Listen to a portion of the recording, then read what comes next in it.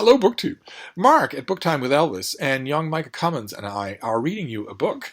In the month of October, we're reading you Bram Stoker's novel Dracula, just swapping off chapter by chapter by chapter. And we are up to chapter 20 of the action as it crescendos. So we're just going to dive right in. I'm going to try once again to keep Steve commentary to a minimum. The heavens were still studded with stars when Hawkeye came to arouse the sleepers. Casting aside their cloaks, Monroe and Hayward were on their feet, while the woodsman was still making his low calls at the entrance to the rude shelter where they had passed the night. When they issued from beneath their concealment, they found the scout awaiting their appearance nigh by, and the only salutation between them was the significant gesture for silence made by their sagacious leader. "Think over your prayers," he whispered, as they approached him, "for he, to whom you make them, knows all tongues, that of the heart as well as those of the mouth. But speak not a syllable. It is rare for a white voice to pitch itself properly in the woods, as we have seen by the example of that miserable devil, the singer. Come," he continued, turning to the curtain of the works, "let us get into the ditch on this side, and be regardful to step on the stones or fragments of wood as you go." His companions complied, though to two of them, the reasons for this extraordinary precautions were yet a mystery. Of course, Monroe and Hayward have no idea about woodcraft, so they have no idea how important it is not to leave a trail. When they were in the low cavity that surrounded the earthen fort on three of its sides, they found the passage nearly choked by the ruins.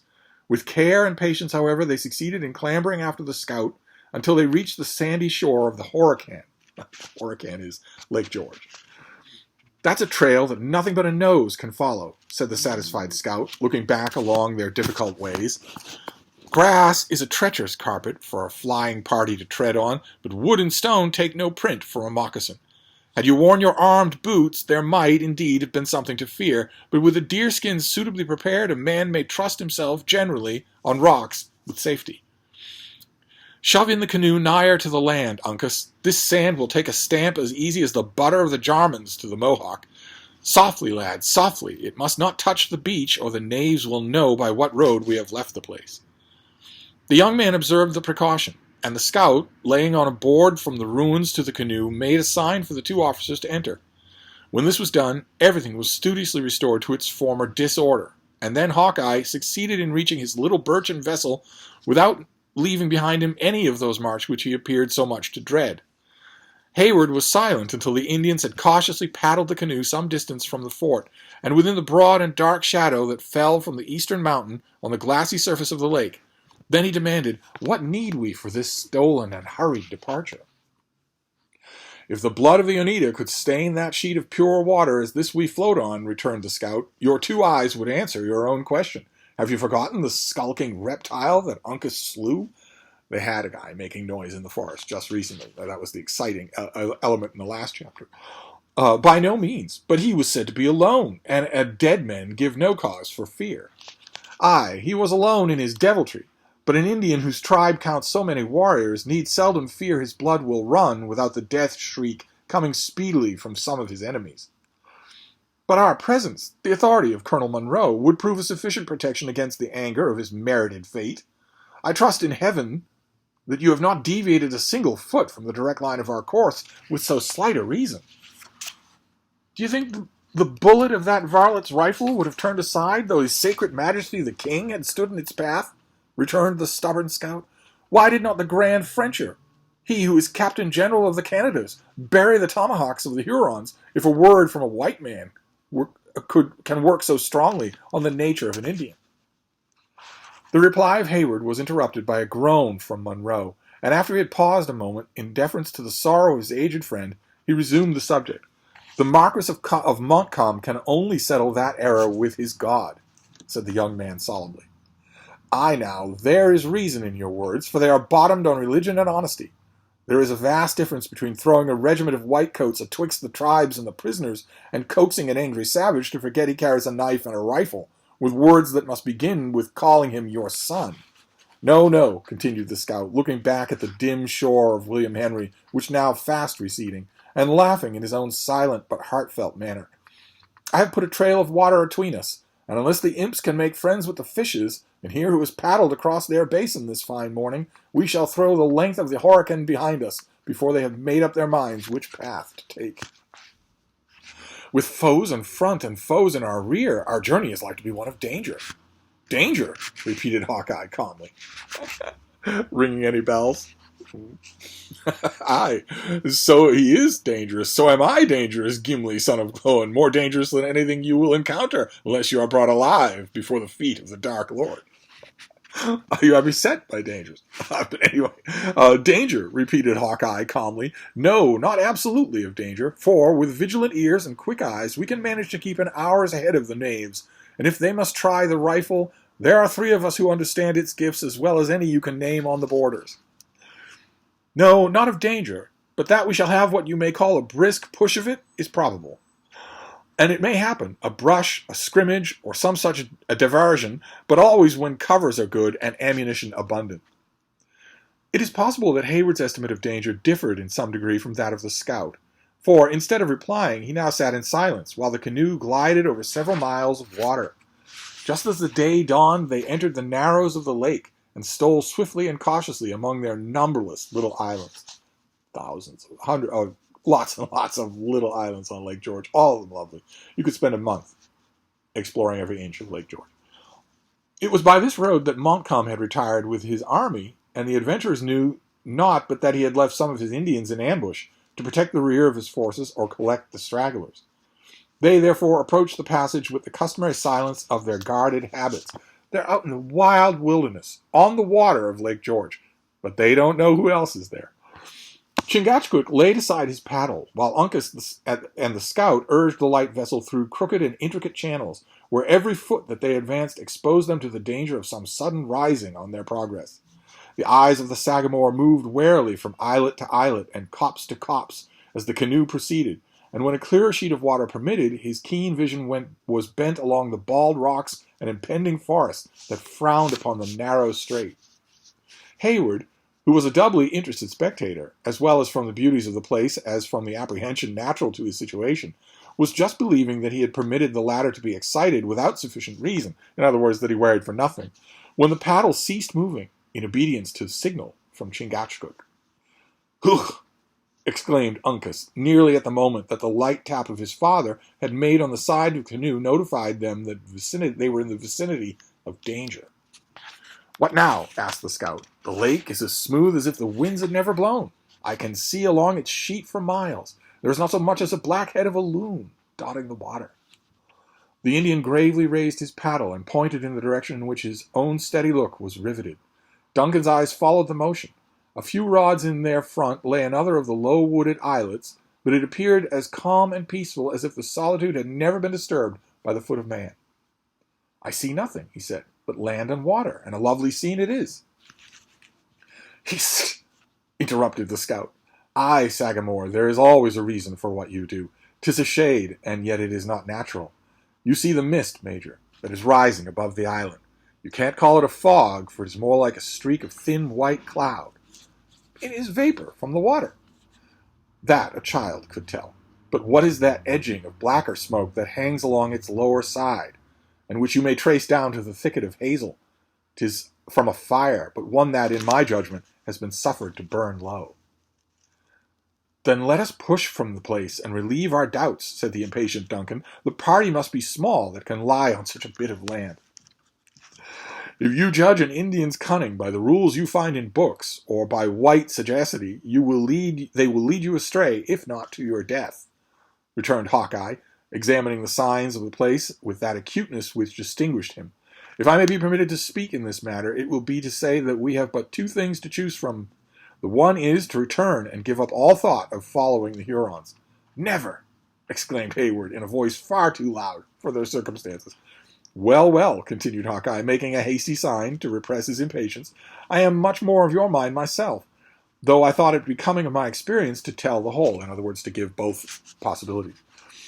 We must then make a push, and if the Indians or Frenchers are in the narrows, run the gauntlet through these toppling mountains. Is there reason in my words, Sagamore?" The Indian made no other answer than by dropping his paddle into the water and urging forward the canoe. As he held the office of directing its course, his resolution was sufficiently indicated by the movement. The whole party now plied their paddles vigorously, and in very few moments they had reached a point whence they might command an entire view of the northern shore of the island, the side that had hitherto been concealed. "There they are, by all the truth of signs," whispered the scout. "2 canoes and a smoke. The knaves haven't yet got their eyes out of the mist, or we should hear their accursed whoop. Together, friends, we are leaving them, and are already near out of the whistle of a bullet." In other words, we're almost out of the range of their guns, but it's not to be.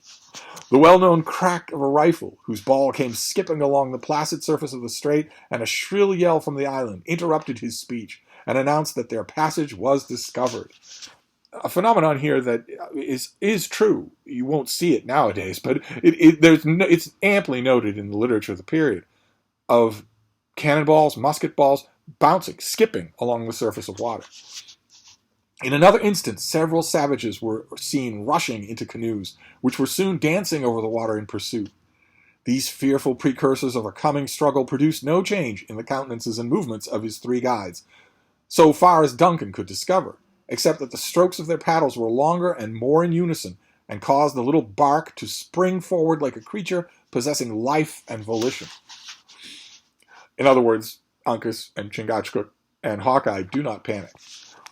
"Hold them there, Sagamore," said Hawkeye, looking coolly backward over his left shoulder while he still plied his paddle, keeping them just there. "Them Hurons have never a piece in their nation that will execute at this distance, but Killdeer has a barrel which many a man may calculate." In other words, by piece we mean here that the pursuing Indians don't have any guns that are good enough to aim with power from such a distance, but Hawkeye's gun, which he calls Killdeer, is a far more formidable weapon, and might come into the fray. The scout, having ascertained that the Mohicans were sufficient to themselves to maintain the requisite distance, deliberately laid aside his paddle and raised the fatal rifle. 3 several times he brought the piece to his shoulder, and when his companions were expecting its report, he has often lowered it to request the Indians would permit their enemies to approach a little nigher. At length his accurate and fastidious eye seemed satisfied, and throwing out his left arm on the barrel, he was slowly elevating the muzzle, when an exclamation from Uncas, who sat in the bow, once more caused him to suspend the shot. "How now, lad?" demanded Hawkeye. "You saved a Huron from death by that shriek of a word. Have you reason for what you do?" Uncas pointed towards the rocky shore a little in their front, whence another war canoe was darting directly across their course. It was too obvious now that their situation was immediately perilous to need the aid of language to confirm it. The scout laid aside his rifle and resumed the paddle, while Chingachgook inclined the bow of the canoe a little toward the western shore, in order to increase the distance between them and this new enemy. In the meantime, they were reminded of the presence of those who pressed on their rear by wild and exultant shouts. The stirring scene awakened even Munro from his apathy. "Let us make for the rocks on the main," he said, with the mien of a tried soldier, "and give battle to the savages. God forbid that I, or those attached to me and mine, should ever trust again to the faith of any servant of the Louis."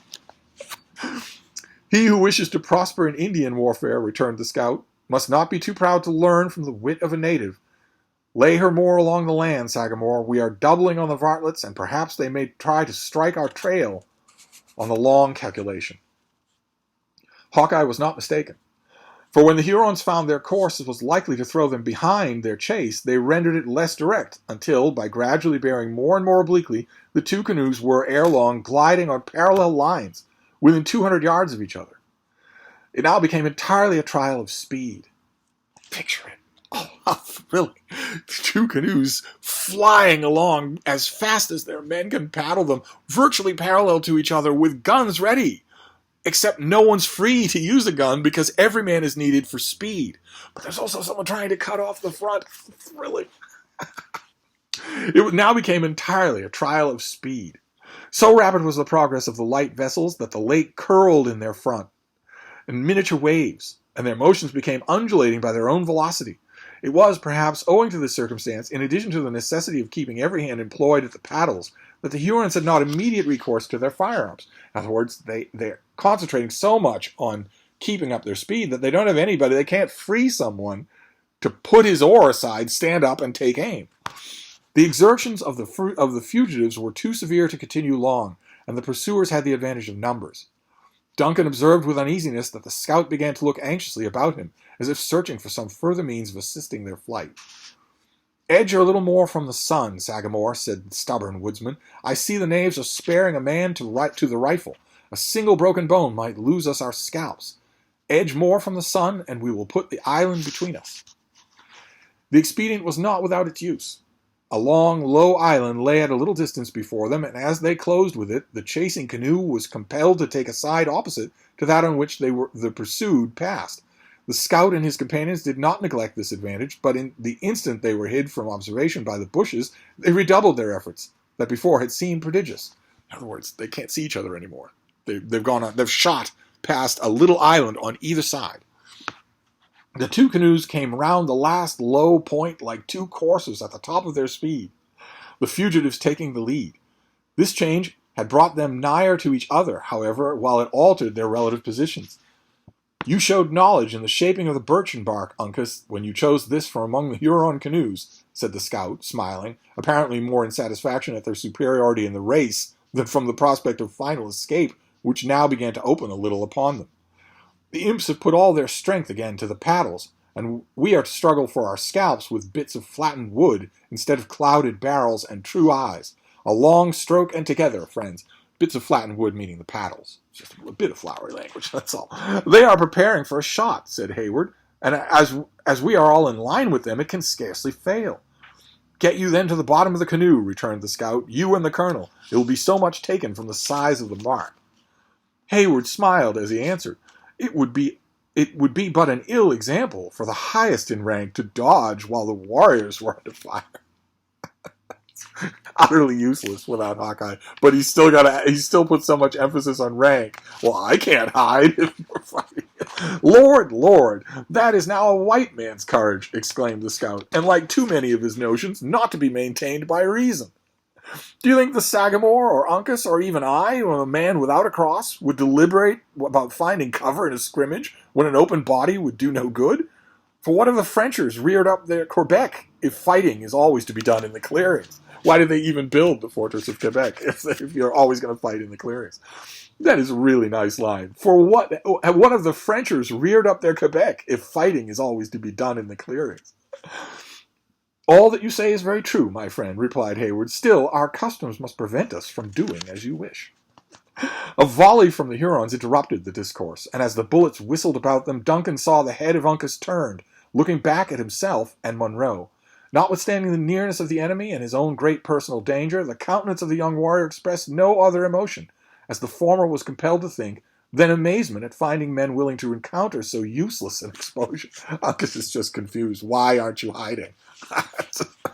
Chingachgook was probably better acquainted with the notions of white men, for he did not even cast a glance aside from the riveted look his eye maintained on the object by which he governed their course.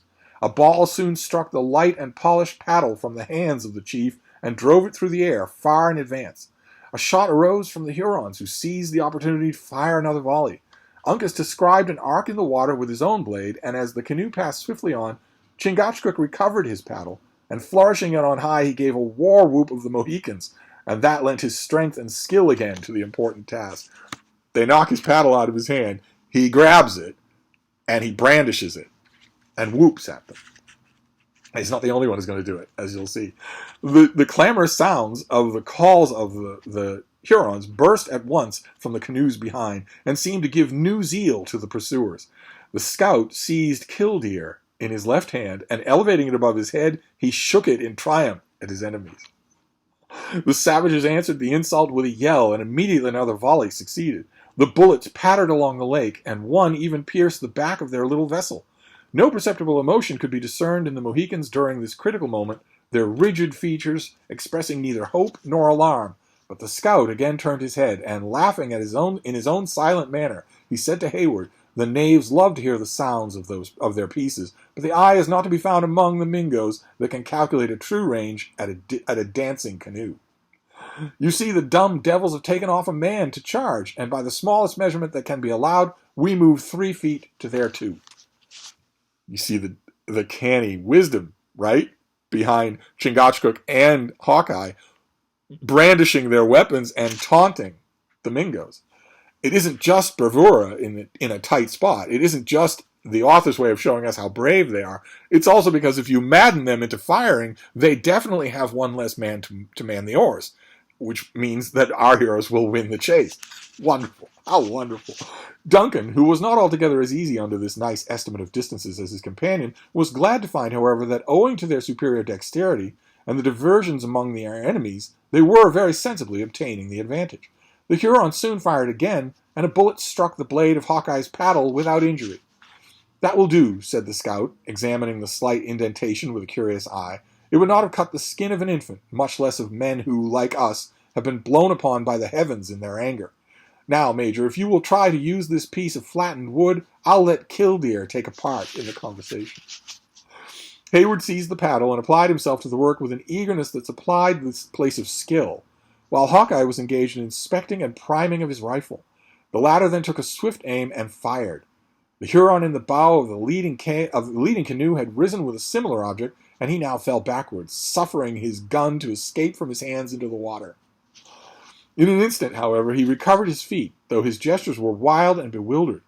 At the same moment, his companions suspended their efforts, and the chasing canoes clustered together and became stationary. Chingachgook and Uncas profited by the interval to regain their wind, though Duncan continued to work with the most persevering industry. The father and son now cast calm but inquiring glances at each other, to learn if either had sustained any injury by the fire, for both well knew that no cry or exclamation would, in such a moment of necessity, have been permitted to betray the accident. A few large drops of blood were trickling down the shoulder of the Sagamore, who, when it perceived that the eyes of Uncas dwelled too long on the sight, raised some water in the hollow of his hand, and washing off the stain, was content to manifest in this simple manner the slightness of the injury. "'Tis but a flesh wound." He just scoops up water from Lake George and washes his wound. "Softly, softly, Major," said the scout, who by this time had reloaded his rifle. "We are a little too far already for a rifle to put forth its beauties, and you see yonder imps are holding a council. Let them come up within striking distance. My eye may well be trusted in such a matter, and I will trail the varlets the length of the Horican, guaranteeing not a shot of theirs shall be the worst, more than to break the skin, while Killdeer shall touch the life twice and 3 times. His blood is up. He has to be recalled to their mission. "We forget our errand," returned the diligent Duncan. "For God's sake, let us profit by this advantage and increase our distance from the enemy." "Give me my children," said Monroe hoarsely. We almost forget the heartbreak involved here. "Give me my children. Trifle no longer with the father's agony, but restore to me my babes." That recalls Hawkeye to his senses. Long and habitual deference to the mandates of his superiors had taught the scout the virtue of obedience. Throwing a last lingering glance at the distant canoes, he laid aside his rifle and, relieving the wearied Duncan, resumed the paddle, which he wielded with sinews that never tired. His efforts were seconded by those of the Mohicans, and a very few minutes served to place such a sheet of water between them and their enemies that Hayward once more breathed freely. The lake now began to expand, and their route lay along a wide reach that was lined, as before, by high and ragged mountains. But the islands were few, and easily avoided. The strokes of the paddles grew more measured and regular, while they who plied them continued their labor after the close and deadly chase from which they had just relieved themselves, with as much coolness as though their speed had been tried in sport, rather than under such pressing, nay, almost desperate circumstances. Because they would have been tortured to death. They wouldn't just have been killed. They would have been tortured and scalped. Instead of following the western shore, whither their errands led them, the wary Mohican inclined his course more towards those hills behind which Montcalm was known to have led his army into the formidable fortress of Ticonderoga. As the Hurons, to every appearance, had abandoned the pursuit, there was no apparent reason for this excess of caution. It was, however, maintained for hours, until they had reached a bay nigh on the northern termination of the lake. Here the canoe was driven upon a beach, and the whole party landed. Hawkeye and Hayward ascended an adjacent bluff, where the former was considering the expanse of water beneath him, pointed out to the latter a small black object hovering under a headland at a distance of several miles. "Do you see it?" demanded the scout. "Now, what would you account that spot, were you left alone to white experience to find your way through this wilderness?" but for its distance and its magnitude, I should suppose it a bird. Can it be a living object? 'Tis a canoe of good birchen bark, and paddled by fierce and crafty Mingoes. Though Providence has lent to those who inhabit the woods eyes that would be needless to men in the settlements, where there are inventions to assist in the sight, yet no human organs can see all the dangers which at this moment circumvent us. That's Hawkeye's slight flex about how well you're a city folk. So, of course, you don't have my elven eyes. I can spot something far away. These varlets pretend to be bent chiefly on their sundown meal, but the moment it is dark they will be on our trail, as true as hounds on the scent. We must throw them off, or our pursuit of Le Renard Subtil may be given up. These lakes are useful at times, especially when the game takes to water, continued the scout, gazing about him with a countenance of concern, but they give no cover, except it be to fishes. God knows what the country would be if the settlements should ever spread far from these two rivers. Both hunting and war would lose their beauty. Let us not delay a moment without some good, obvious cause. I little like that smoke, which you may see worming up along the rock above the canoe, interrupted the abstracted scout. My life on it, other eyes than ours see it and know its meaning. Well, words will not mend the matter, and it is time that we were doing. Hawkeye moved away from the lookout and descended, musing profoundly, to the shore. He communicated the results of his observations to his companions in Delaware, and a short and earnest consultation succeeded. When it terminated, the three instantly set about executing their new resolutions, because they know they're being watched, and they know they're not out of danger. The canoe was lifted from the water and borne on the shoulders of the party. They proceeded into the wood, making as broad and obvious a trail as possible. They soon reached a watercourse, which they crossed, and continued onward until they came to an expansive and naked rock. At this point, where their footsteps might be expected to no longer be visible, they retraced their route to the brook, walking backwards with the utmost care. They now followed the bed of the little stream to the lake, into which they immediately launched their canoe again. A low point concealed them from the headland, and the margin of the lake was fringed for some distance with dense and overhanging bushes. Under the cover of these natural advantages, they toiled their way with patient industry until the scout pronounced that they believed it safe to once more return to land. They doubled back so that anyone watching them will be led off the trail. The halt continued until evening, rendered objects indistinct and uncertain to the eye. Then they resumed their route, and, favored by the darkness, pushed silently and vigorously towards the western shore.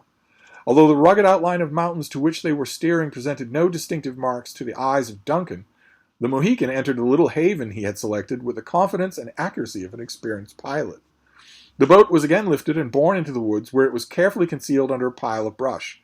The adventurers assumed their arms and packs, and the scout announced to Munro and Hayward that he and the Indians were at last in readiness to proceed.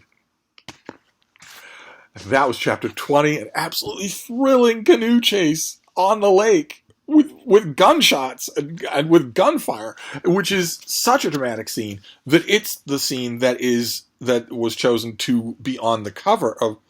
Oh. Oh.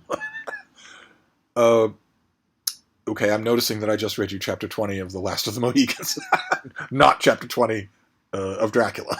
Okay.